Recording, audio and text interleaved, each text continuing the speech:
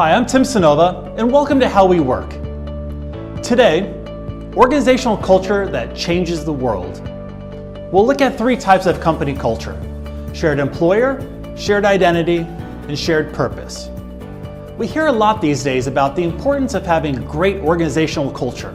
Culture eats strategy for breakfast is the infamous Peter Drucker refrain. But what exactly do we mean by great company culture? Let alone company culture that changes the world and enables people to leave their dents in the universe. I see essentially three types of organizational culture. Let's call the first shared employer. In shared employer culture, we all just happen to work for the same organization.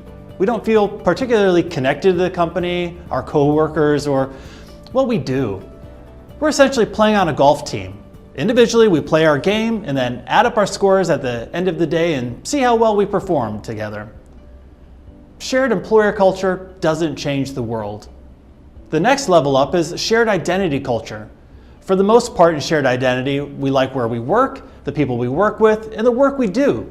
We run 5Ks together, go out for drinks, and share common interests, like the same books, hobbies, and the latest binge-watching obsession. Shared identity culture is an enviable thing, especially if you're coming from a shared employer culture. People like each other. We have a faster uptick as a team and a shorthand because we have shared experiences and similar backgrounds. But shared identity only gets us so far. There's another level up that becomes increasingly elusive to achieve the longer we stay at shared identity. There's a significant danger with shared identity culture. That danger is that our sense of relatedness and connection to each other can not only damage our professional growth and well-being, but we become resistant to change because of the status quo's powerful gravitational force. We become resistant and less than welcoming to people and ideas that don't quickly mesh with our experience and perspective. Shared identity culture has another big trait that makes it difficult to change the world. It's inward looking. It's us, it's we, it's me. Research shows that the more diverse teams and organizations are, the higher performing they can be. With shared identity, we struggle to diversify our teams because of that inward focus. It changes our identity, and that leaves us struggling to level up. But for those who are able to confront this challenge, there's something special waiting for you. Shared purpose. Shared purpose culture is change the world level shit, for better or worse. In a shared purpose culture, people are focused on and aligned around the organization's vision.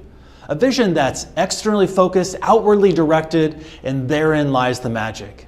How do we build a shared purpose culture? First, figure out what your organization's purpose is. Your purpose, not your mission, they're different.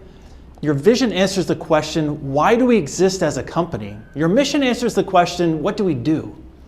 Once you figure out your purpose, then run everything through that gauntlet. Here's a small example to illustrate the difference between shared identity and shared purpose.